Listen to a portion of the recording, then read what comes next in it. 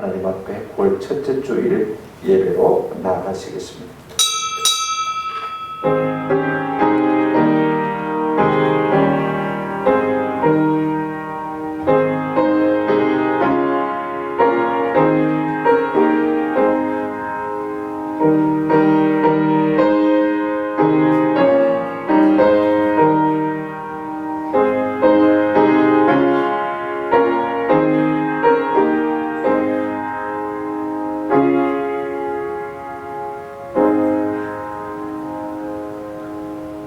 할렐루야. 내 영혼아 여호와를 찬양하라. 나의 생전에 여호와를 찬양하며 나의 평생에 내 하나님을 찬송하리로다. 귀인들을 의지하지 말며 도울 힘이 없는 인생도 의지하지 말지니 그의 호흡이 끊어지면 흙으로 돌아가서 그날에 그의 생각이 소멸하리로다. 야곱의 하나님을 자기의 도움으로 삼으며 여호와 자기 하나님에게 자기의 소망을 두는 자는 복이 있도다. 감사하신 우리 아버지 하나님, 지난 8월 한 달도 은혜 가운데 품어주신 것 감사합니다. 또 아버지 9월 첫째 주일을 맞아 하나님 앞에 예배로 나아갑니다마는 우리가 함께 모이지 못하고 이렇게 영상으로 예배드리는 것 우리 아픈 마음 주님이 아십니다. 은혜를 베풀어 주옵소서. 특별히 아버지 태풍 하이센도 이제 아버지 우리나라를 중심으로 관통을 한다고 했는데 하나님께서 그 눈의 방향을 틀어주셔서 비켜가게 하시는 은혜를 생각할 때 진실로 감사합니다. 주의 백성들의 눈물의 간구를 들으시고 태풍의 진로도 바꾸시는 능력의 하나님께서 오늘도 우리의 상한 마음을 받으시고 이 땅을 고치시며 교회들을 새롭게 하시고 홀로 영광을 받아 주옵소서. 구주 예수님의 이름으로 기도드렸습니다. 아멘. 우리 함께 경배와 찬양을 드릴 때 찬송가 298장입니다. 1절부터 3절까지만 부르겠습니다. 298장 찬송입니다.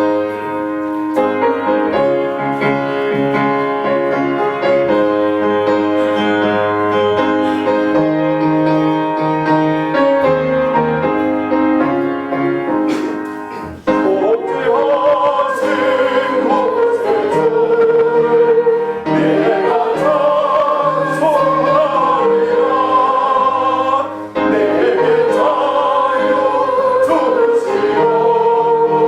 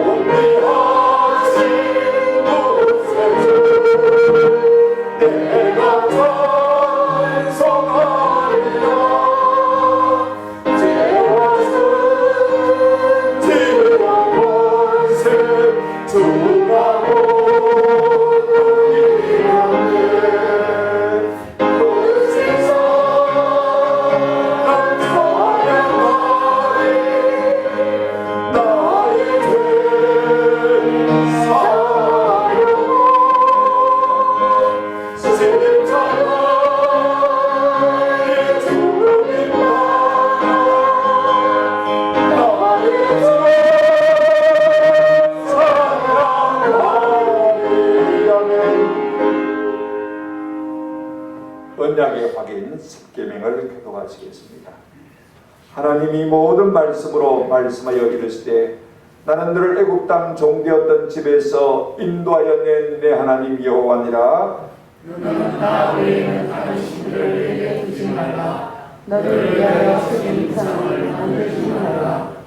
너는 내 하나님 여호와의 이름을 망령되게 부르지 말라. 안식일을 기억하여 거룩하게 지키라. 내 부모를 공경하라. 살인하지 말라. 간음하지 말라. 도둑질하지 말라. 내 이웃에 대하여 거짓 증거하지 말라. 내 이웃의 집을 탐내지 말라. 아멘. 언약의 말씀에 비추어서 바로 살지 못한 우리의 죄와 허물을 고백하며 용서를 비는 참의 기도를 함께 드리겠습니다. 하나님 우리 아버지, 코로나를 통해서 온 세계 만민을 낮추시고 계시는 것을 저희들이 압니다. 특별히 교회를 낮추고 계신 것을 저희들이 잘 압니다. 이 시간 우리가 아버지 이 코로나 재난으로 말미암아서 좀 하나님 앞에 낮추어질 수 있는 은혜를 허락하시고 겸비하게 하시고 하나님 앞에 두고 떨 수 있는 마음이 우리 가운데 있게 도와주시옵시고 우리의 허물과 지난날의 죄악을 깨닫고 주님 앞에 토설하는 마음이 우리 가운데 있을 수 있도록 주님 도와주시기를 소원합니다. 하나님이 하시는 일 앞에 우리가 뭐라고 말하겠습니까? 우리의 모습을 바꾸어 갈 수 있도록 도와주시고 우리의 태도를 바꿀 수 있도록 도와주시옵시고 우리의 은행 심사를 바꿀 수 있도록 도와주시기를 소원합니다. 여전히 원망하고 불평하는 우리의 마음의 태도를 주님이 용서해 주시기를 소원합니다. 내가 무엇을 할 수 있을 것처럼 착각하고 살아왔던 우리의 허물들을 용서해 주시기를 소원합니다. 하나님의 손이 막으시면 우리가 아무것도 할 수 없음을 깨닫고 하나님 앞에 두 손 들고 천부여 어지없어서 주께로 나아갑니다. 항복하고 하나님 앞에 겸비한 우리가 될 수 있도록 도와주시옵시고 경건망동했던 우리의 삶을 추스리고 이제는 좀 절제하며 이제는 좀 단순하게 살기를 소원할 수 있는 마음들이 우리 가운데 있을 수 있도록 하나님 은혜를 베풀어 주옵소서. 특별히 아버지 우리 마음 가운데 갈린 마음들이 있습니다. 찢어진 마음들이 있습니다. 하나님 아버지 이것도 찾아오셔서 만져주시고 치료해 주시옵시기를 소원합니다. 우리가 아버지 대면에서 예배를 드리지 못하고 이렇게 영상으로 예배 드리는 것을 기회로 이용해서 하나님 앞에 전혀 예배하는 자가 예배하지 않는 자가 있을까 두렵사오니 주여 은혜를 베풀어 주옵소서. 이것을 육체의 기회로 삼지 아니하고 하나님 앞에 더욱 겸비하며 애통하며 통회하는 우리의 심령이 될 수 있도록 도와주시옵시기를 소원합니다. 하나님이 낮추시는 속길 가운데서도 여전히 교만한 저희들을 용서하시고 여전히 경건망동하는 저희들을 용서하시고 은행 심사를 주님 앞에 합당치 못한 것 주님 용서해 주시기를 소원합니다. 예수 십자가 보혈로 정결케 하시고 오늘도 새롭게 하셔서 정결한 몸과 마음으로 아버지 하나님과 살고 주님을 기쁘시게 하고 이 땅을 살리는 주의 백성들 될 수 있도록 은총을 베풀어 주옵소서. 구주 예수님의 이름으로 기도드렸습니다. 아멘. 마음의 고백을 담아서 292장 찬송입니다. 1절부터 3절 말씀, 3절 찬송을 같이 읽겠습니다. 수없이 살소리.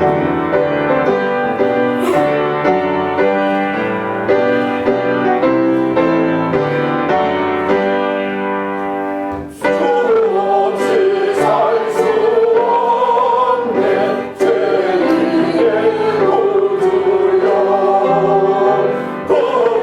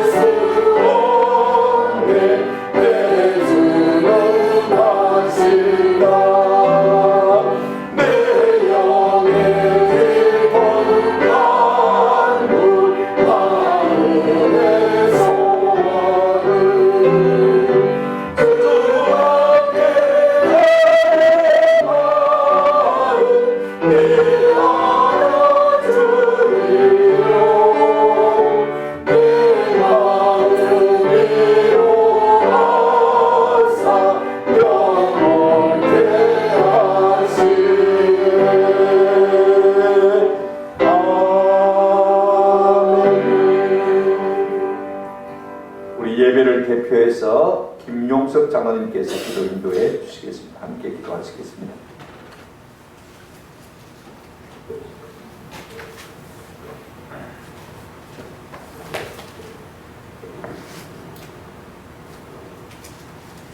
사랑과 은혜가 풍성하신 하나님 아버지, 우리 모두를 생명이 시작되기 전부터 택함을 받은 자녀로 삼아주시고 인생의 거칠고 험한 고비고비마다 언제나 함께 하시고 인도해 주신 은혜를 감사를 드립니다.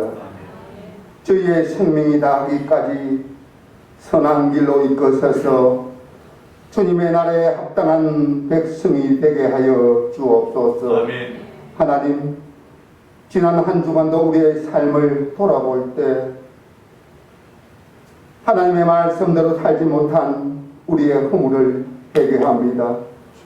용서하여 주옵시고 우리를 새롭게 하여 주옵소서. 아멘. 능력의 하나님, 시련의 밤이 깊고 한란의 모진 바람이 멈추지 않는 때일수록 주님만을 바라보게 하시옵소서. 아멘. 악한 마귀는 때를 만난 듯 저희를 넘어뜨리려고 온갖 수단과 방법을 동원하여 미혹하고 있습니다. 주여. 사탄 마귀의 궤계에 넘어지지 않도록 주님의 능력에 오는 발로 저희를 붙들어 주시고 주여. 주님의 언약의 말씀을 굳게 붙들고 믿음의 길에서 승리하는 저희 성도들 다 되게 하여 주옵소서. 아멘. 구원을 선물로 주신 주님의 은혜를 값없이 취급해버리는 어리석은 죄를 범치 않게 하시고 주님의 권고하심을 받들어 두렵고 떨림으로 구원을 이루어가는 저희들 되게 하여 주옵소서. 아멘. 하나님, 이제는 코로나19 때문에 마음껏 하나님을 예배드리는 것조차도 못합니다. 하나님, 어떻게 이런 날이 올 줄 꿈에나 알았겠습니까? 주여. 이 시간 아버지. 비대면 예배로 각 가정에서 영상으로 예배드리는 성도들의 마음을 위로하여 주옵시고 아멘. 뜨거운 마음으로 은혜 받게 하시며 지난날 마음껏 예배드렸던 것이 그 얼마나 복된 시간이었나를 깨닫는 그런 시간 되게 하여 주옵소서. 아멘. 하나님, 주여. 올 한 해는 너무나도 힘든 한 해입니다. 코로나로, 홍수로, 태풍으로 백성들의 삶은 피폐해져 가고 코로나19 2.5단계로 수도권에서는 가게가 모두 문을 닫고 하나님 어떻게 살아야 할지 어디로 가야 할지 백성들의 탄식 소리가 온 천지를 뒤덮고 있습니다. 하나님 어떻게 해야 합니까? 이 백성들을 불쌍히 여겨서서 이 시점에서 하나님의 진노를 멈추시고 긍휼을 베풀어 주옵소서. 아멘. 이 시간 예배드리는 가운데 우리의 심령이 평안을 얻게 하시고 속히 코로나19가 사멸되어서 모든 것이 정상화될 수 있도록 하나님 축복으로 이끌어 주시옵소서. 아멘. 믿음을 지키는 저희들이 주여. 영원히 잘 되고 건강의 복을 누리는 복된 은혜가 있게 하시고 날마다 어려운 문제를 두고 하나님 앞에 무릎 꿇고 기도하는 믿음의 군사로 세워 주옵소서. 아멘. 은혜가 풍성하신 하나님 아버지, 이 땅의 교회들을 위해 기도합니다. 코로나19 사태가 속히 사멸되어서 교회의 본 모습을 되찾게 하시고 중단된 교회 학교와 공예배가 온전히 회복되어 오로지 주님의 영광만을 드러내는 교회 되게 하여 주옵소서. 아멘. 삶의 지친 영혼들이 어느 때보다 거리를 방황하고 있습니다. 주님이 저희에게 주신 구원만을 위하여 몸부림치는 저희의 모습이 없게 하시고 길 잃고 방황하는 자들이 주님 주시는 평안과 안식을 맛볼 수 있도록 주님 앞으로 인도할 수 있는 저희들 되게 하여 주옵소서. 아멘. 이 시간 특별히 병력한 성도들을 위하여 기도합니다. 주여. 박정훈 장로님, 이영석 집사님, 주여. 박수미 집사님, 이강희 권사님, 하나님 불쌍히 여겨 주옵시고 하나님의 치료의 강선을 바라사 깨끗하게 남아 있는 은혜를 누리게 하여 주옵소서. 아멘. 그 외에도 여러 가지 문제로 힘들고 어려운 성도들에게도 하나님의 긍휼하심을 잊게 하시고 모든 문제들이 하나님의 뜻 안에서 협력하여 선을 이루게 하시옵소서. 아멘. 오늘 특별히 예배를 돕는 손길들을 기억하시고 말씀을 들고 단 위에 서신 우리 정은일 목사님을 붙들어서 생명의 말씀, 능력의 말씀 전하시기에 부족함이 없도록 채워 주옵소서. 아멘. 예배의 시종을 주님께 의탁하오며 주 예수 그리스도의 이름으로 간절히 기도드리옵나이다. 아멘.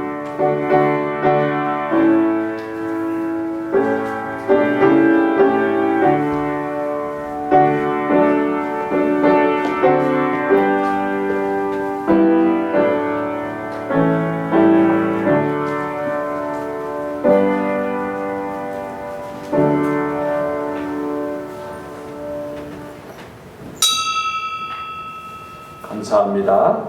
오늘 아침에 함께 상고하실 그루가실 우리 하나님의 말씀은 신약 성경 빌립보서 2장 12절 말씀부터 18절 말씀이 되겠습니다. 빌립보서 2장 12절 말씀부터 18절 말씀, 제가 가진 성경은 320쪽에 있습니다. 319쪽이나 신약 성경 320쪽 빌립보서 2장 12절부터 18절 말씀입니다. 제가 짝수, 여러분의 불수, 마지막은 함께 합독하도록 하겠습니다. 같이 교도하십니다.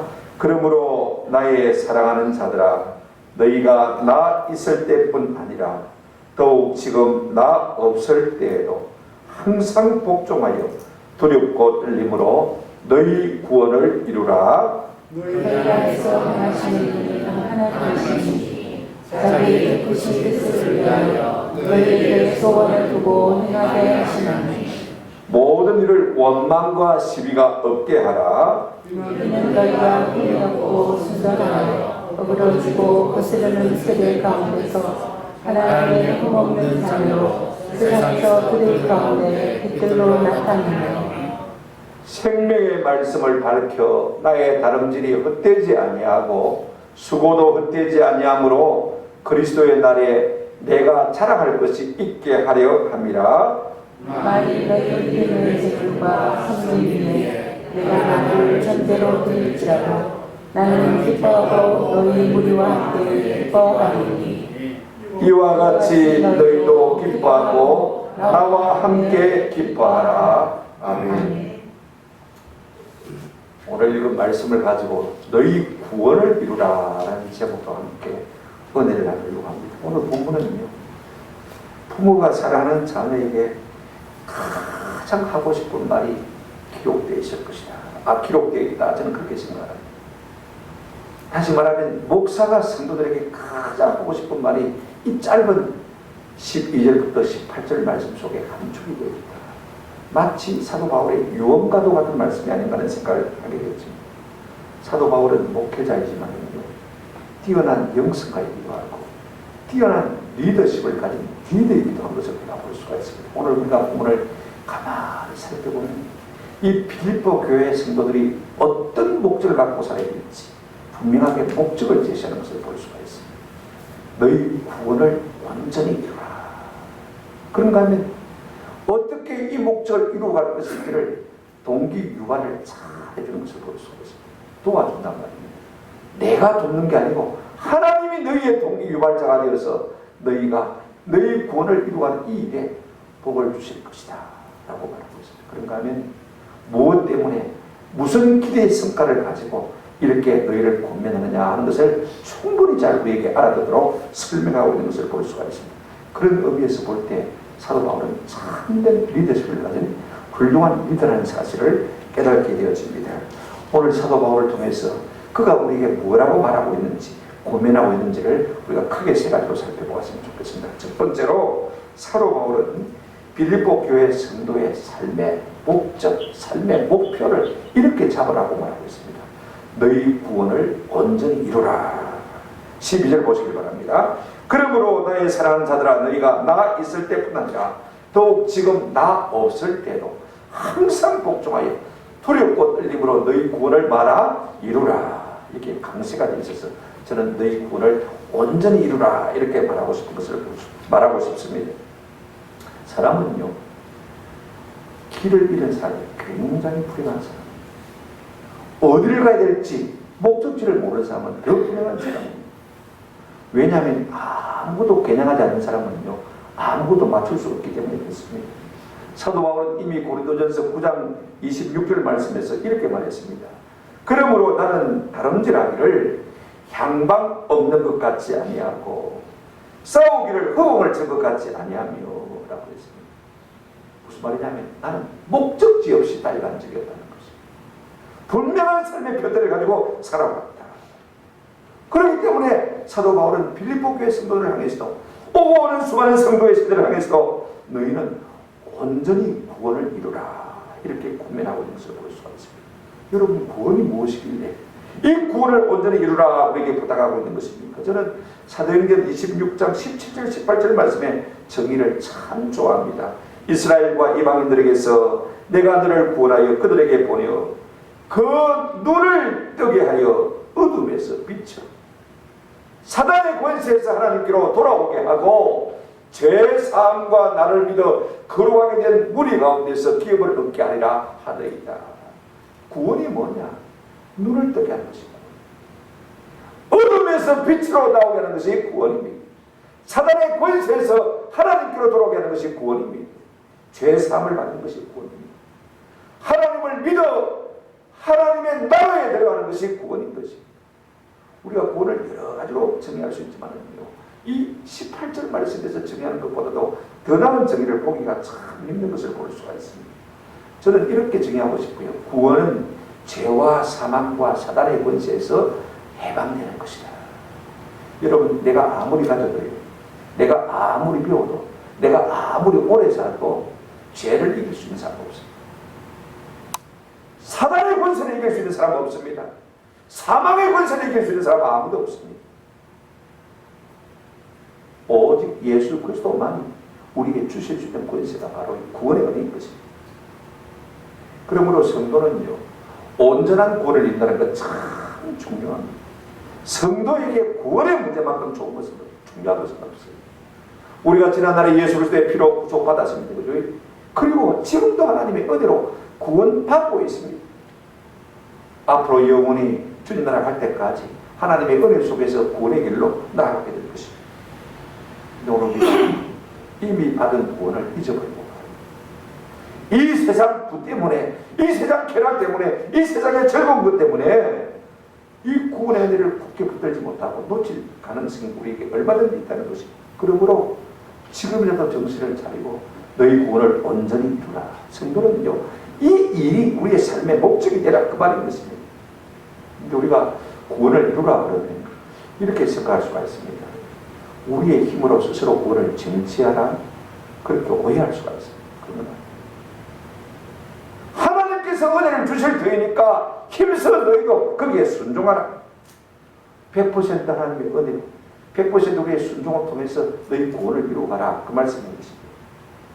우리가 어떻게 하면요, 우리의 온전한 구원을 이루어갈 수가 있겠습니까? 첫째로 우리가 중요한 것은 성도와 성도의 사랑받는 자임을 확인하는 분위기 가운데서 우리가 온전한 구원을 이루어갈 수가 있습니다. 오늘 본문에 보시면 12절에 그러므로 나의 사랑하는 자들아, 빌립보 교회를 향해서 사도 바울은 나의 사랑하는 자, 4장 1절에도 보면 그러므로 나의 사랑하고 사모하는 형제들, 나의 기쁨이요 나의 멜로하니 사랑하는 자들아, 그렇게 말하고 있는 것을 볼 수가 있습니다. 여러분, 성도는요, 사랑하고 사랑받는 분위기에서 그 영성이 아름답게 자라갈 수가 있는 것입니다. 우리 예수님 요한복음 14장 15절 21절에서 이렇게 말씀하셨습니다. 나의 계명을 가지고 지키는 자라야 나를 많은 자니 사랑하는 자니. 우리 주님을 사랑하고 사랑받는 성도들은요, 주님의 명령을 듣고 순종하고 지킬 수밖에 없는 것입니다. 그러면 자라가는 것이죠. 구원이 자라가는 것이죠. 영적 성숙이 자라가게 되는 것이죠. 둘째로 성도는요, 어떻게 하면 그 영적 성장을 계속해서 이루어갈 수가 있는 것입니까? 영적으로 성숙할 수가 있습니까? 시종, 여일, 신전 의식을 갖고 살 때에 우리가 영적으로 날마다 자라갈 수가 있습니다. 오늘 본문에 이렇게 말하고 있습니다. 1절 중반에 보시면요, 너희가 나 있을 때뿐 아니라 더욱 지금 나 없을 때에도 누가 보든지 안 보든지 여러분 사람은요 꾸준하게 노력하는 그 사람이 성장하고 성숙한 사람입니다. 그죠? 아이들도 부모가 볼 때는 공부하는 척하고 그 다음에는 안 하고 놀고 그죠? 그러면 공부가 안 됩니다. 성적이 잘할 수가 없습니다. 직장에서 직장인들도 마찬가지입니다. 위에 상사나 사장이 보면 일하는 척하고 그죠? 그 다음에 안 보면 그냥 놀고 그런 사람은 직장에서 인정받는 사람이 되기가 참 힘듭니다. 스스로도 성장할 수가 없는 것이죠. 신앙생활도 마찬가지입니다. 누가 본다고 하고 목사가 본다고 안 본다고 하고 그런 사람입니다. 누가 있든지 없든지 항상 하나님이 나를 알고 계신다. 하나님이 나를 알고 계신다. 이 신전의식이 참 중요합니다. 그런 사람만이 영적으로 성숙하고 자라가는 은혜를 받아 누리게 될 줄로 믿습니다. 그런 다음에 셋째로 어떻게 하면 영적으로 성숙할 수가 있느냐. 오늘 본문에 1절 12절 끝에 이렇게 말하고 있습니다.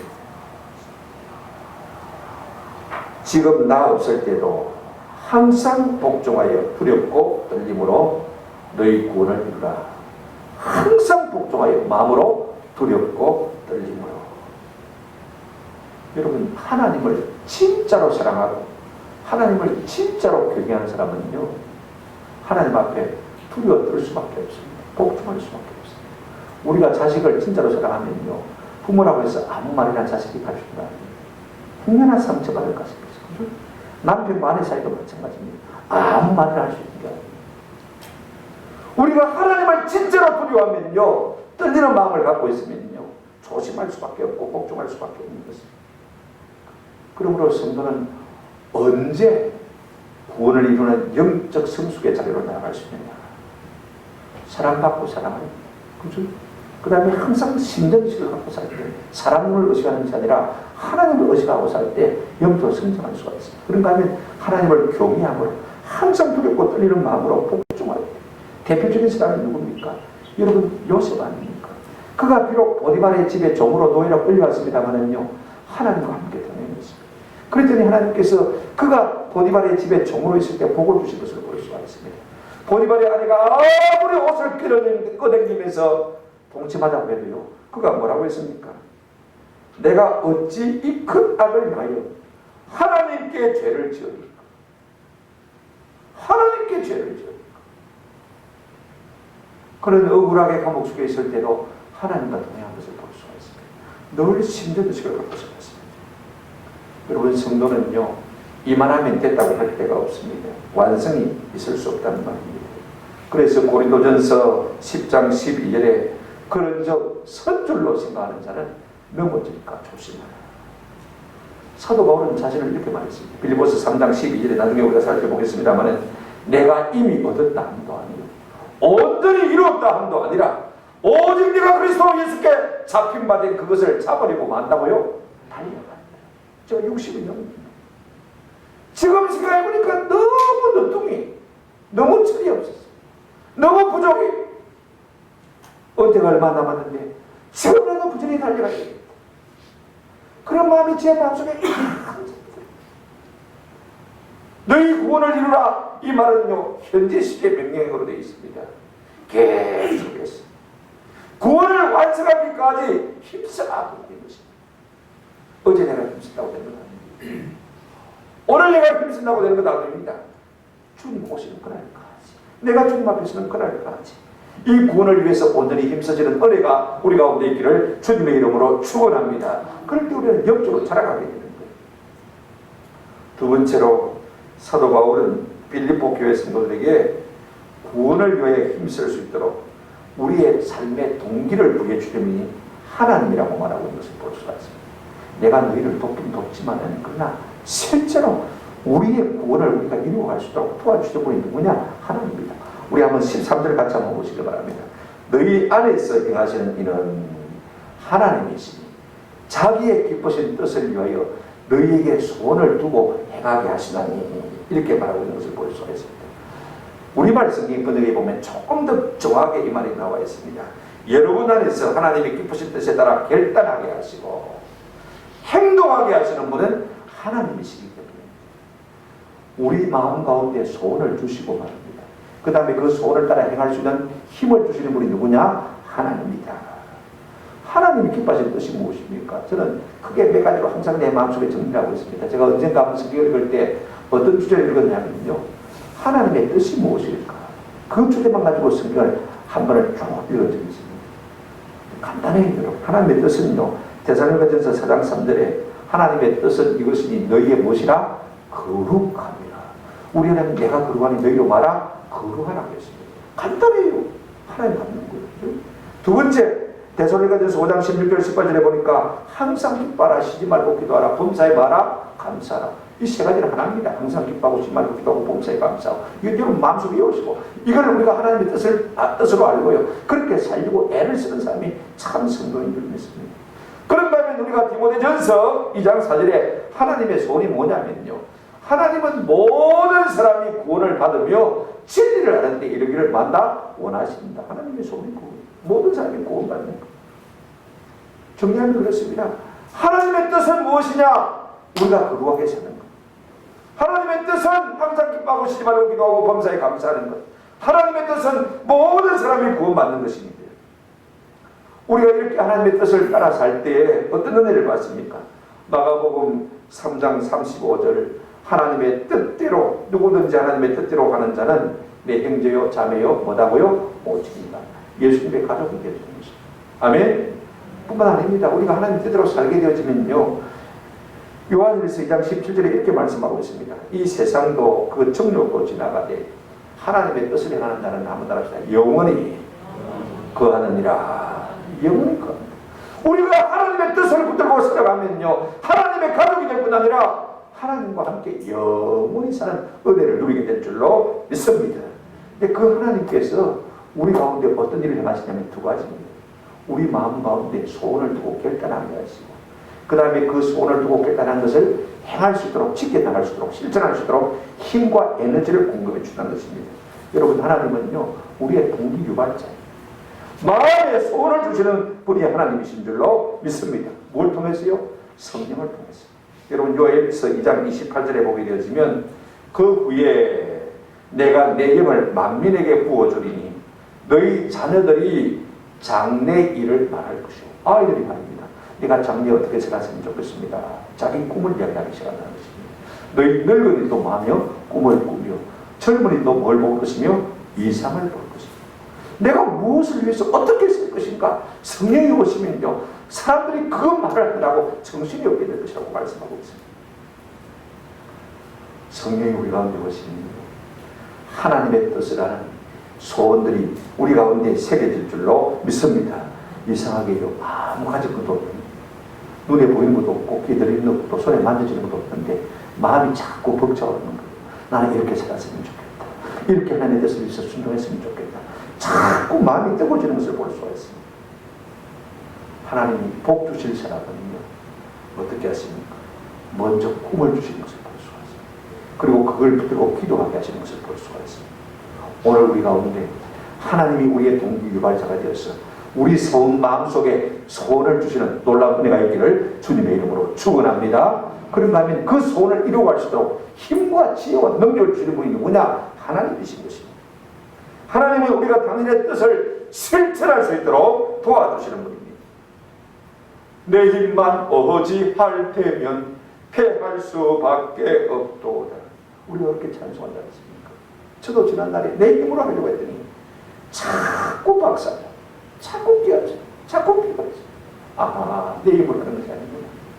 전적으로 주님이 주는 힘으로 감당할 때 우리가 승리하게 될 줄로 믿습니다. 에스겔 36장 27절에 또 내 영을 너희 속에 두어 너희로 내 율례를 행하게 하리니 하나님의 말씀을 따라 하나님의 뜻을 따라 살 수 있도록 도와주는 분이 누구냐? 하나님의 성령인 것입니다. 하나님의 성령이 우리 가운데 오셔서 지혜도 주시고 명철도 주시고 힘도 주시고 능력도 주시고 은사도 주셔서 그 마음의 소원을 이루어갈 수 있도록 도와주시는 분인 줄로 믿습니다. 우리 예수님도 요한복음 15장 4절 말씀에서 이렇게 말씀하셨습니다. 내 안에 거하라. 나도 너희 안에 거하리라. 가지가 포도나무에 붙어있지 아니하면 스스로 열매를 맺을 수 없음 같이 너희도 내 안에 있지 아니하면 그러하리라. 할렐루야.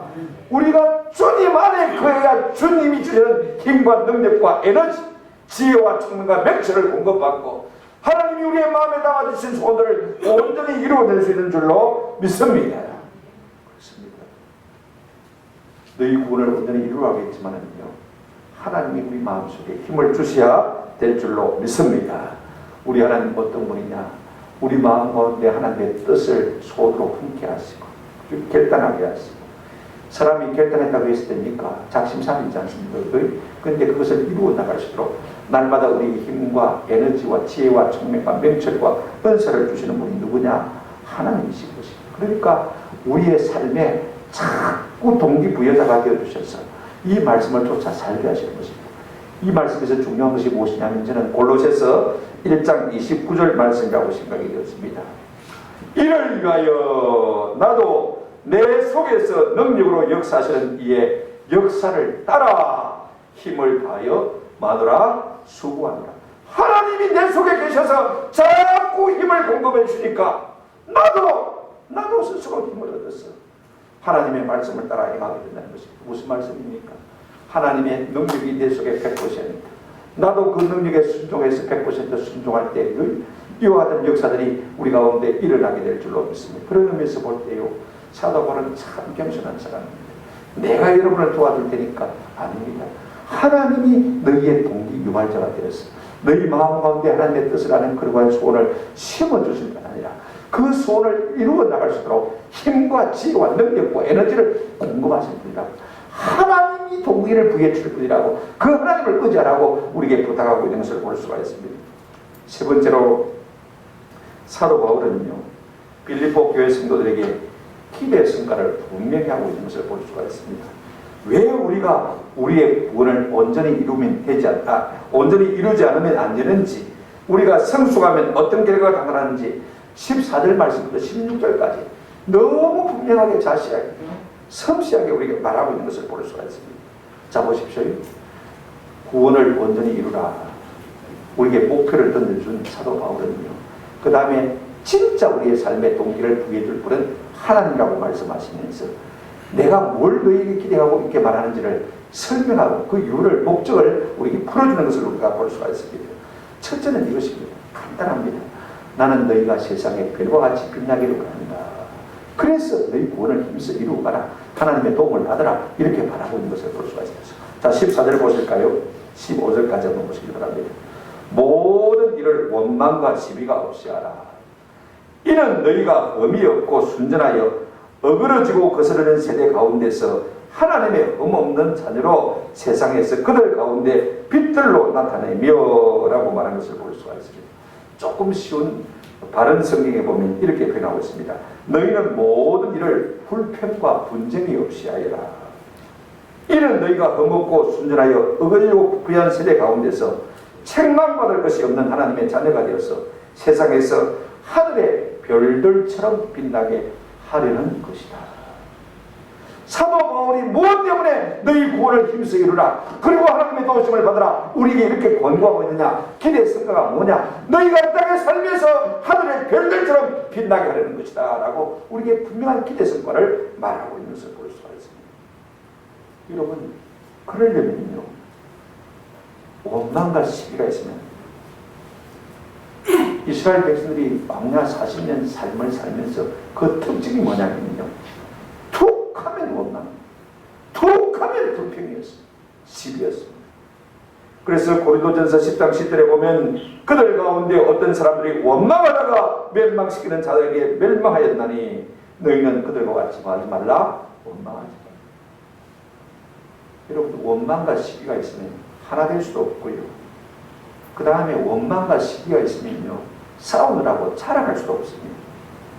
그래서 시편 37편 8절에 보게 되어지면 불을 거치고 노를 버리며 불평하지 말라. 오히려 악을 만들 뿐이라. 내가 좋은 의미에서 불평하고 원망합니다만요, 그러나 그것이 좋은 결과를 내는 것이 아닙니다. 오히려 뭘 낸다고요? 악을 만들 거예요. 야고보서 5장 9절에도 형제들아 서로 원망하지 말라. 그리하여 너희가 심판을 말이라 면하리라. 교회가요, 서로 원망과 시비만 거쳐도요, 참 아름답게 성장할 수가 있습니다. 이거 하느라고 교회가 못 자라는 거예요. 원망과 시비가 없으면 어떻게 되느냐, 이렇게 말하고 있습니다. 흠이 없는 사람입니다. 삶의 과실이나 실수가 없게 된다고 합니다. 원망 불평하는 사람은요, 사실은 자기 속에 더 많은 허물이 있는 사람, 그걸 감추려고 열등감 때문에 자꾸 원망 불평하는 것을 볼 수가 있습니다. 우리가 원망과 시비만 거쳐도요, 흠 없이 살 수가 있습니다. 그런가 하면 어떻게 살 수가 있습니까? 오늘 본문 한번 보시기 바랍니다. 너희가 흠 없고 순전하여 그랬습니다. 순전하라는 말은요, 아주 순결한 상태를 말합니다. 여기에 나온 단어는요, 마태복음 10장 16절에서 우리 예수님이 이렇게 말씀하셨습니다. 보라, 내가 너희를 보냄이 양을 이리 가운데로 보냄과 같도다. 그러므로 너희는 뱀같이 지혜롭고 비둘기같이 말아 순결하라. 이 순결하다는 말이 똑같은 단어입니다. 순전해라는 말입니다. 우리가 원망과 시비만 거쳐도요, 흠없고 순전한 삶을 살 수가 있는 것입니다. 그런데 여러분, 세상은 어떤 세상이냐? 오늘 본문 다시 한번 보시기 바랍니다. 이렇게 말하고 있습니다. 세상이 어떤 세상이면 어그러지고 거스리는 세대 가운데서 그랬습니다. 어떤 성에 보면요, 어그러지고 거스린다는 단어를 갖다가 똑같이 배역한 세상에서 이렇게 번역하고 있는 것을 볼 수가 있습니다. 사실 실제로 우리 성경에서 이 어그러지다는 말을 갖다가 배역하다가 번역한 것도 있고, 그 다음에 거스린다는 말을 갖다가 배역하다가 그렇게 번역한 것도 있습니다. 저는 이렇게 번역하고 싶습니다. 한마디로 세상은 변태 세상입니다. 정상이 아니라 말입니다. 여러분, 세상 뉴스 열심히 보지 마십시오. 그거 90%는 제가 생각할 때 거짓말이에요. 기독교 진리와는 상반된 것입니다. 자꾸 그거 많이 보니까요, 하나님의 말씀이 귀에 안 들어가지고 그걸 더 크게 생각하고 그걸 더 두렵게 생각하는 경우를 많이 볼 수가 있습니다. 저는요, 태풍에 눈 있습니다. 피해갑니까? 피해갑니까? 지난 수요일에 내가 설교했잖아요. 태풍도 눈이 있어서 피해갑니다. 할렐루야. 하나님이 피하게 하셨잖아요. 피하게 하시는 거예요. 고난도 마찬가지예요. 세상의 이야기를 너무 부담아 듣지 말고 크게 듣지 마십시오. 세상은요, 어떤 세상이냐? 어그러지고 거스르는 세상입니다. 제가 좀 더 번역한다면요, 한번 따라합시다. 말리고 꼬인 세대, 비틀어진 거예요. 변태 세상이라는 거죠. 여러분, BC 중 폴리티컬 크랙니스, 미국에서 오바마 대통령한테 기조가 가면, 그래서 메리 크리스마스 말고 메리 홀리데이, 크리스마스라고 말하지 말아요. 다 좋게 만들어야지. 왜 기독교인들만 좋으려고 자꾸 메리 크리스마스 하냐? 트럼프 대통령이 제일 먼저 했으니까 메리 크리스마스 마음껏 해라. 그래서 미국을 다시 위대한 성경적 기초에 다시 세우기 위해서 애를 쓰는 것을 볼 수가 있습니다. 여러분, BC 정치적 올바름은요, 절대로 성경 기초와는 다릅니다. 완전히 사회주의 사상입니다. 이걸 아셔야 돼요. 상식적으로 아셔야 돼요. 오늘 조선일보도 마찬가지입니다. 그 기반 위에, 기조 위에 글을 쓰고 있는 것을 볼 수가 있어요. 그러니까 세상에 아무리 보수적이다, 진보적이다, 다 거짓말이에요. 성경과는요, 안 맞는 겁니다. 비비 꼬이고 비틀어진 변태 같은 세상.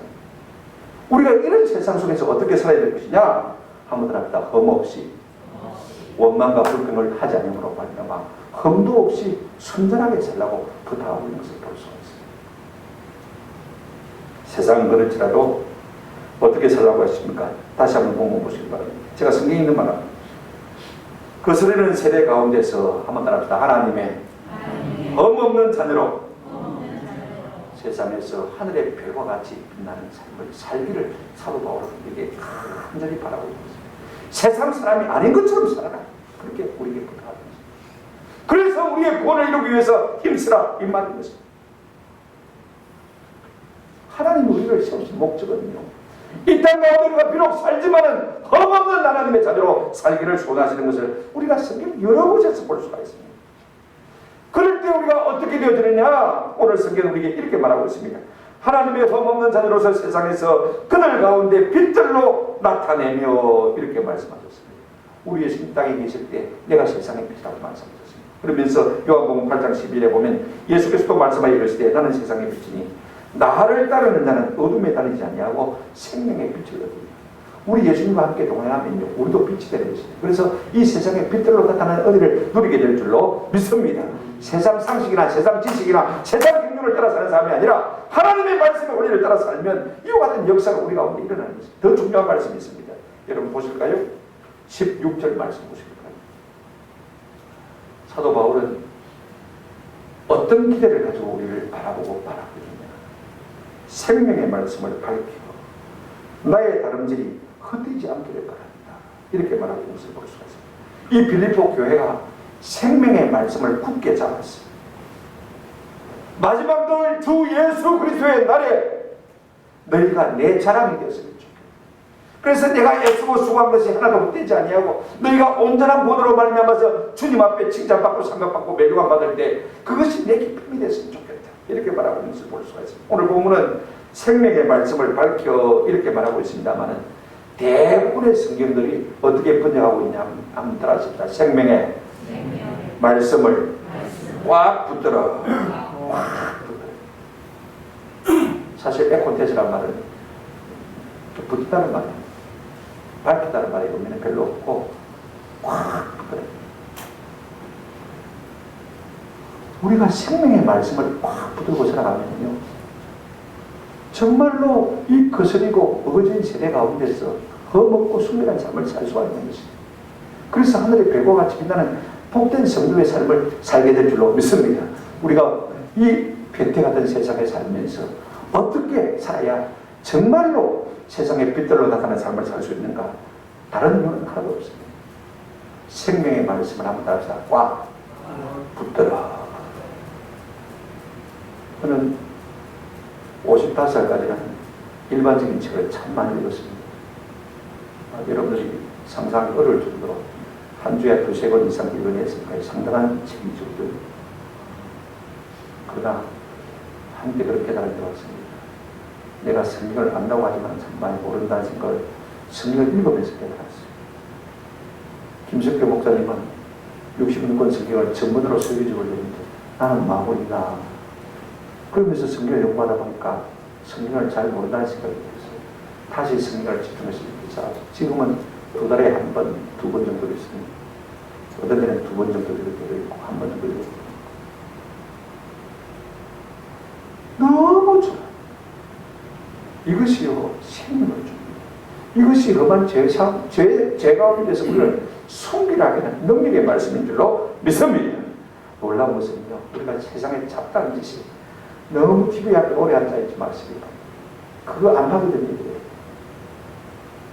말씀만 붙들면요, 우리가 참으로 그리스도 예수의 날에 흠없이 온전한 구원을 이루어 자랑으로 기쁨으로 설 수 있을 그런 영광을 누리게 될 줄로 믿습니다.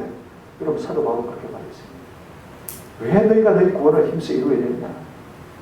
내가 이렇게 쎄빠지게 수고했는데 너희가 구원을 얻지 못하면 얼마나 내가 부끄럽겠느냐 한번 생각해봐.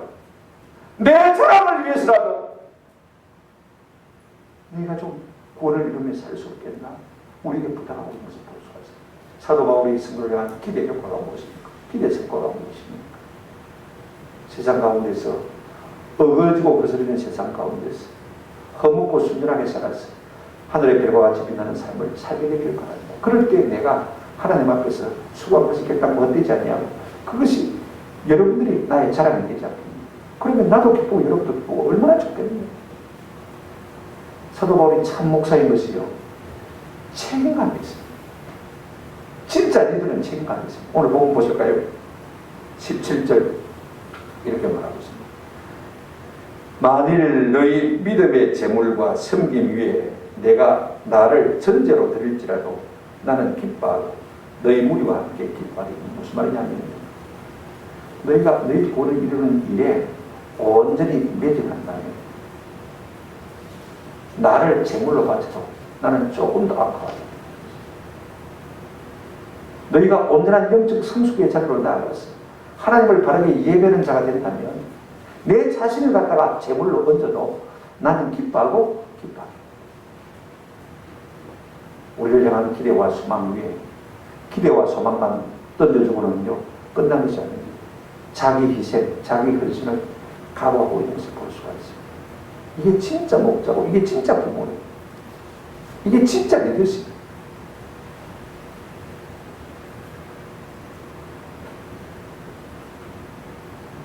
사도 바울은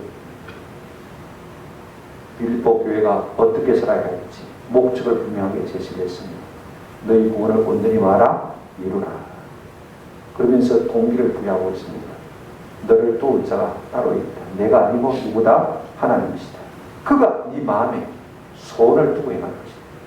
뿐만 아니라 그 소원을 이루고 할 수 있도록 힘을 주시고 능력을 주시고 지혜를 주시고 명철을 주실 것이다. 그러면서 왜 내가 이 말을 하는지 자기의 마음에 기대의 성과를 분명히 밝히고 있습니다.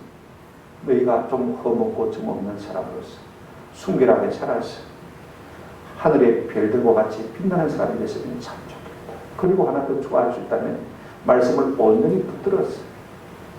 내가 수고한 모든 것이 조금 더 부끄럽지 않도록 마지막 날에 예수 앞에 섰을 때 너희가 내 자랑이 됐으면 좋겠다. 이 말을 추구하고 있는 것을 볼 수가 있어요. 그러면서 너희가 그렇게 만들 수 있다면 나는 내 몸을 불살라 제물로 든갈지라도 조금 더 아까워하지 않고 도리어 기뻐하겠다. 여러분 다 자식을 위해서라면 이렇게 할 마음이 있지 않습니까? 사도 바울은 진짜 목자예요. 오늘 이 같은 마음의 손을 좀 이루어드리는 은혜가 우리 가운데 있기를 주님의 이름으로 축원합니다. 말씀을 맺습니다. 우리가 성도로서 사역자를 위한 기쁨이 되어지고 세상에서는 별과 같이 빛난 하나님의 손을 품고 이를 따라 행하는 삶을 살 수가 있다면요, 이로 우리는 온전히 구원을 이룬 삶이 될 것입니다. 그러므로 우리도 사역자도 하늘의 하나님께도 자랑과 기쁨 충만하게 되는 그런 은혜가 우리 가운데 있게 될 줄로 믿습니다. 이 같은 일들이 우리 가운데 실제로 일어나는 은혜가 있기를 주님의 이름으로 축원합니다. 아멘. 말씀을 생각하시면서 찬송가 452장 내 모든 소원 기도해 주세요.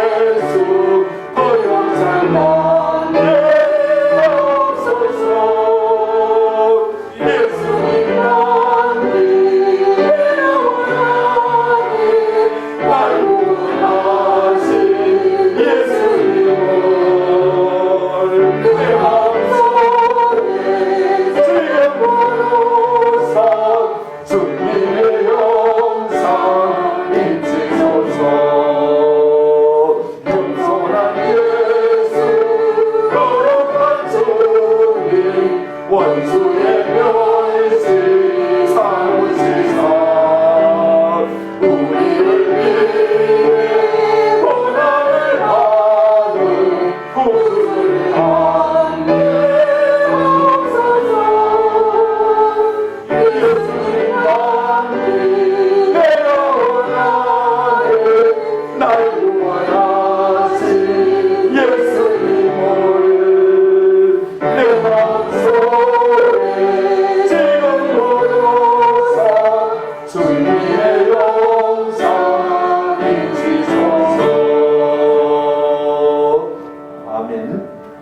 교회 소식을 알려드리겠습니다.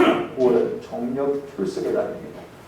우리가 월 첫째 주일부터는 정규 예배를 드릴 수 있을 줄 알았는데 또 한 주간 더 연장되는 바람에 오늘 9월 6일 주일까지 우리가 영상으로 예배를 하고 있습니다. 그러나 다음 주일부터는 정상적으로 회복이 돼가니까 다음 주일부터는 우리가 1, 2, 3부 종전대로 회복을 하고 여러분이 힘써 모일수록 우리의 그동안 식었던 마음들이 다시 회복될 수 있도록 주께로 우리의 마음을 모으시기를 바라고 함께 합심해서 예배에 힘과 정성을 가는 은혜가 있기를 부탁드립니다. 다시 한번 예배에 대해 안내를 드립니다.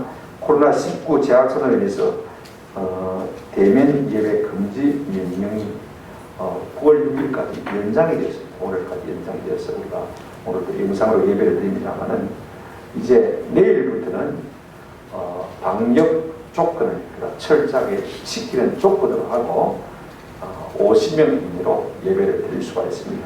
그러니까 우리가 새벽 기도에 50명 못 모이니까 모일 수 있고 수요 기도에도 50명 못 모이니까 괜찮죠.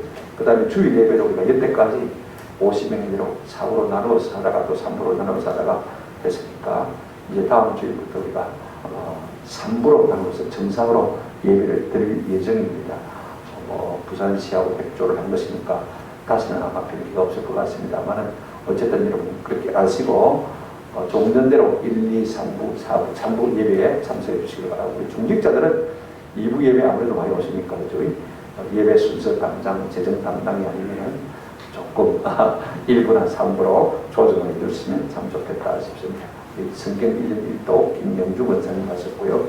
우리 조미자 집사님 조아파트에서 만덕에 있는 우리 동원 아파트로 이사를 하셨습니다. 정검순 전 계시는 그 아파트를 기억하시고 축하해 주시기를 부탁드립니다. 축도로 예배를 마치도록 하겠습니다. 이제는 몸버려 피 흘려 우리를 구원해 주신 주 예수 그리스도의 크신 은혜와 아들을 주시기가 우리를 사랑하신 아버지 하나님의 극진하신 사랑하심과 이 어려운 때도 우리의 마음을 붙들어 주시고 진리 가운데 거하게 하시고 우리의 마음에 하나님의 선한 손을 심어주실 뿐 아니라 이 손을 이루어갈 수 있도록 힘주시고 지혜와 총명과 명철을 더하시는 성령님의 놀라우신 역사가 이제는 우리의 온전한 구원을 이루며 살기로 마음에 작정하는 모든 주의 백성들 머리머리 위에 지금부터 영원토록 항상 함께 있을지어다. 아멘.